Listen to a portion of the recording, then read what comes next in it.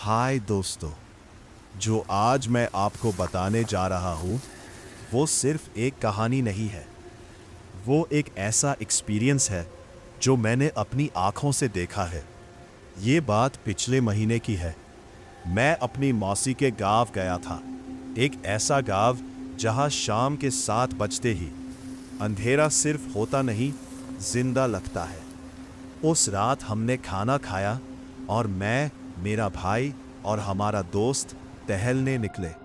शुरू में सब नॉर्मल था, लेकिन जैसे जैसे हम आगे बढ़े, अंधेरा और गहरा होता गया, जैसे किसी ने रोशनी को निगल लिया हो। थोड़ी देर बाद हम एक सुनसान रास्ते पर पहुंच गए और वहां एक बहुत बड़ा कटहल का पेड़ था, लेकिन वो नॉर्मल पेड़ नहीं लग रहा था। उसकी टहनियां ऐसे हिल रही थी जैसे कोई अंदर से उसे खींच रहा हो। तभी मेरा दोस्त अचानक रुक गया। उसने धीरे से पेड़ की तरफ देखा और बोला, वहां कोई खड़ा है। हमने देखा, पहले कुछ नहीं था, फिर धीरे धीरे एक शक्ल बनी। एक आदमी पेड़ से उल्टा लटका हुआ।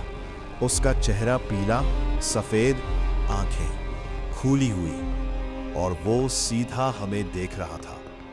हम जम गए, क्योंकि वो हिल नहीं रहा था, लेकिन उसकी आंखें मूव कर रही थी, जैसे वो हमें फॉलो कर रही हो। और तभी पेड़ के दूसरी साइड एक और शक्ल बनी। एक औरत साड़ी पहने हुए। उसका शरीर भी पेड़ से लटका हुआ था, लेकिन उसके पैर जमीन को छू रहे थे, फिर भी वो लटकी हुई थी। उसकी गर्दन पूरी घूम चुकी थी और वो मुस्कुराते हुए सीधा हमारे दोस्त को देख रही थी। तब हमारा दोस्त जोर से चिल्लाया, वो देख, वो देख, और वो भागने लगा। हम भी उसके पीछे भागे, लेकिन जो हमने देखा वो और भी डरावना था।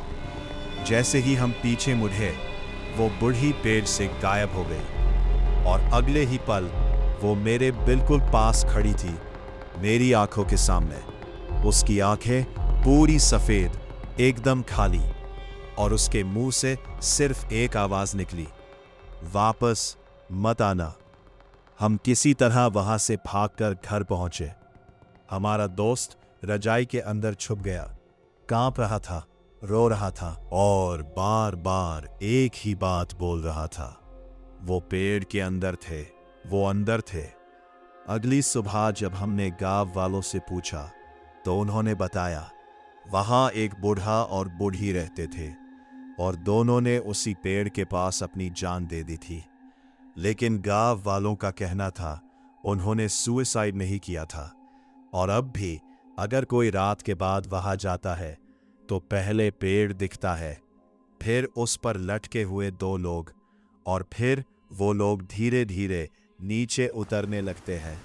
इसलिए उस गांव में 7 बजे के बाद कोई बाहर नहीं निकलता, क्योंकि अब वो लोग पेड़ पर नहीं रहते, वो पेड़ के बाहर आ चुके हैं।